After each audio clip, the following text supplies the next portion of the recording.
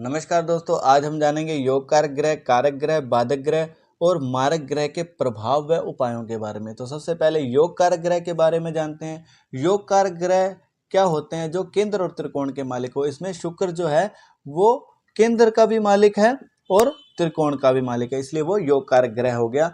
तो योग कारक ग्रह के प्रभाव क्या पड़ते हैं? तो सबसे पहले जो शुक्र है वो योग कारक ग्रह है, इसलिए शुक्र सबसे अच्छा हो जाता है, यानी शुक्र से जो अच्छा फल मिलता है वो मिलेगा। शुक्र पत्नी का सुख देता है, आभूषण गहने का सुख देता है, पर्सनालिटी अच्छी कर देता है। और दूसरा, जो शुक्र जिस भाव में बैठता है, यानी मान लो चौथे भाव में बैठ गया तो चौथे भाव को वो अच्छा कर देगा। चौथे भाव से जो देखा जाता है जमीन जायदाद, आभूषण गहने, वाहन, जो संसारिक सुख देखा जाता है, माता का सुख देखा जाता है, यानी उन सब चीजों में बढ़ोतरी कर देगा। उस भाव को अच्छा कर देगा जिस भाव में वो बैठता है।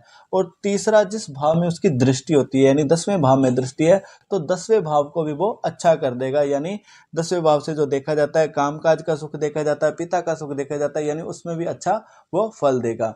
ये हो गया।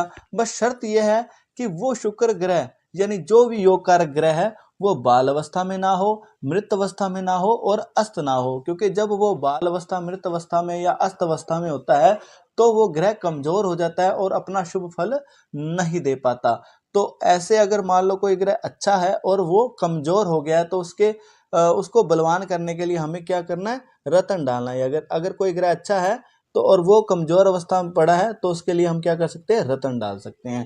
ठीक है, क्योंकि उसके पावर को बढ़ाना होता है और उसके जाप वगैरह भी हम करवा सकते हैं। और सेम कारक ग्रह में भी वही है। यहाँ पर मान लो कारक ग्रह शनि, शुक्र और बुध है, क्योंकि कारक ग्रह त्रिकोण भाव के स्वामी होते हैं। यानी त्रिकोण भाव ये हो गया, यानी इन त्रिकोण भाव में शनि, शुक्र और बुध की राशियां बैठी है, यानी कि शनि, शुक्र और बुध त्रिकोण भाव के स्वामी हो गए।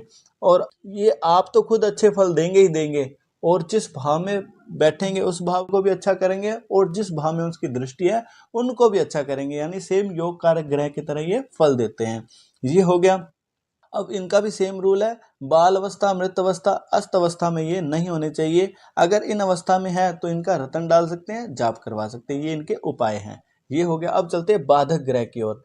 जब चर लगन की कुंडली हो, यानी 10वीं राशि चर राशि होती है। अगर आपने पिछला चैप्टर नहीं देखा तो आप वो देख लो, तभी आपको ये चैप्टर की समझ आएगी। यानी 10वीं राशि चर होगी, चर लगन की कुंडली हो तो 11वें भाव का स्वामी जो होता है वो बाधक ग्रह कहलाता है। तो 11वें भाव का स्वामी कौन सा है? मंगल। तो मंगल बाधक ग्रह है, यानी मंगल जिस भाव में बैठेगा उस भाव में बाधा उत्पन्न करेगा। यानी 7वें भाव में मंगल बैठ गया जैसे, तो 7वें भाव में बैठने से वो एक तो विवाह शादी में अड़चले पैदा करेगा।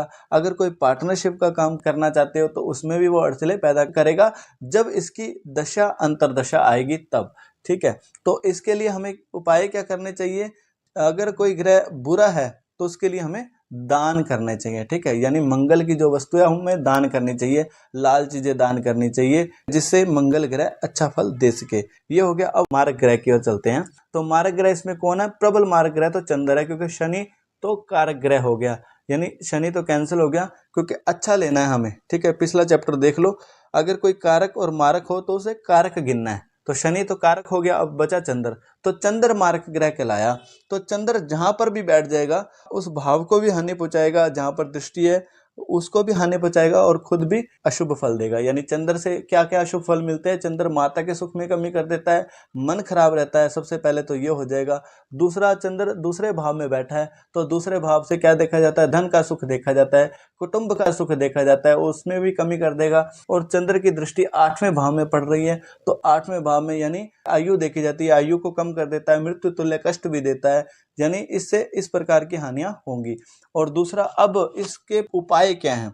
अगर कोई मारक ग्रह है तो सबसे पहले उनकी वस्तुओं को अवॉइड करना स्टार्ट कर दो। यानी जैसे मान लो चंद्र है तो चंद्र की सफेद वस्तु होती है तो सफेद वस्तुएं से आप परहेज करो, यानी सफेद वस्तुएं मत डालो और सफेद वस्तुएं की कोई चीजें ग्रहण भी मत करो।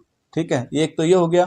दूसरी, सफेद वस्तु की हमें दान करना है, जितना दान हो सके वो दान करो। सफेद मिठाई दान करो, सफेद कपड़ा दान कर सकते हो, सफेद जो भी चीजें होती है वो दान करो जिससे चंद्र अच्छा फल देने लग जाए। तो मुझे उम्मीद है आपको ये सारा चैप्टर समझ आ गया होगा। तो आज के लिए बस इतना ही, तब तक के लिए जय श्री राम।